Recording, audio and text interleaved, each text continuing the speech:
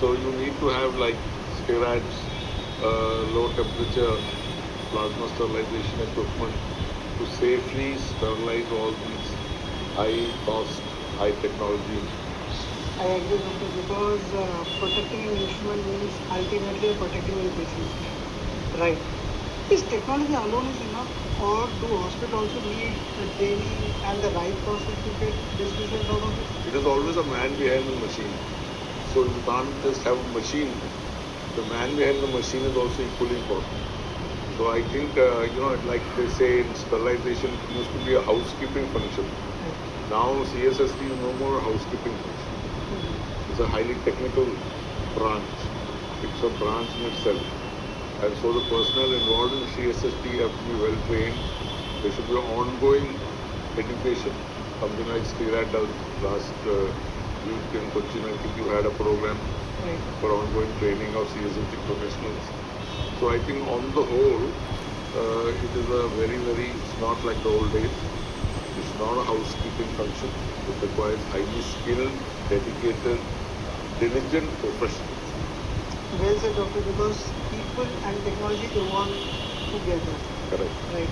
Which brings to my next question, with robotics and AI becoming more common today. How do you see patient safety and sterilization evolving in the future? So I think, like I said, it has to go parallel. You cannot make a technological advance in an instrument and then, like they say, something has to be dust-free when you send it to the moon or you send it to space.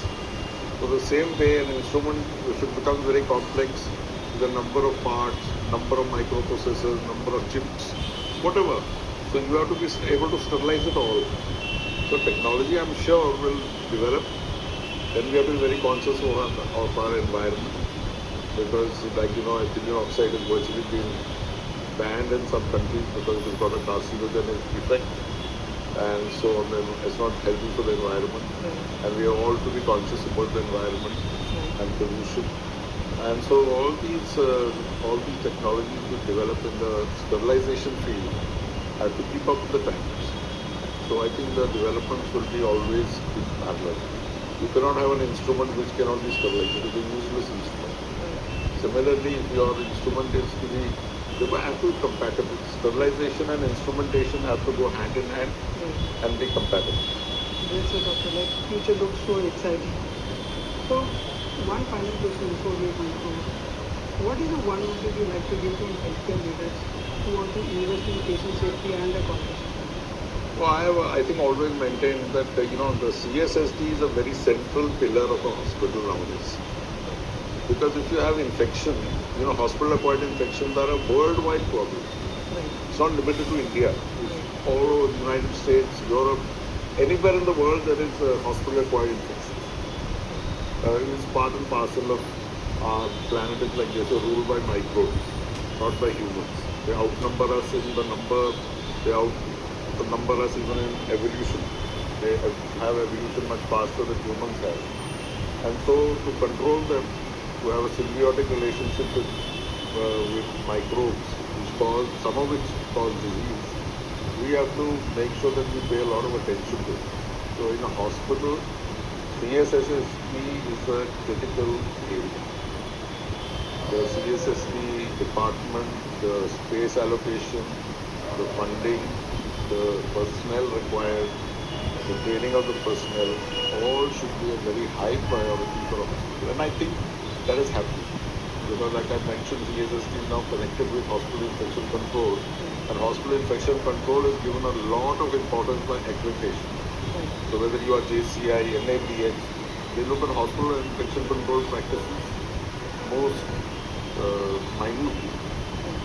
So CSST, I think there is no way that any hospital, whether it's a big hospital, small hospital, it has to be the best. That's my view.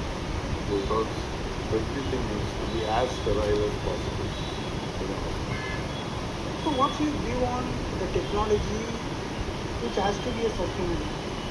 What's your view on this? So, like I said, I think that's the worldwide, global warming is also affecting our microbes. Fungi used to not be so common as an infection because there was a thermal barrier, what they call a thermal barrier. they only become proliferate above a certain temperature. And so they were not able to even 37 degrees of a human being, they were not easily, it was not easy for them to proliferate. But because of rising global temperatures, they are also modified nature. So more of fungal infection, more of bacterial infection, all of these are antibiotic resistance. So like the victim goal which has been there all the time, prevention is better than cure. So we need to have prevention, and prevention starts with infection control practices, good sterilization practices, good equipment, state-of-the-art equipment, upgradation of equipment. You do not have something which was 10 years ago and then expect that will perform in the same way 10 years later. And you must have these things in place before you invest in other technologies, like robotic systems and other systems, endoscopic systems. Whatever you invest in, you must have the sterilization part in place before you invest in instrumentation. Because this clearly shows like instrument is important, then using the right technology is important, as well as you have a technology, then you need to train the staffs, train the systems, people is important. Right? And the people who do it should make sure the instrument is sterile. Exactly. Right. So that is the most important. For a successful surgical outcome, Yes. a sterile instrument is the most important instrument for the patient. Well said, doctor. Thank you so much for your valuable. Thank you very much. Thank you so much for watching. See you in next episode. Until then, remember what you don't see matters.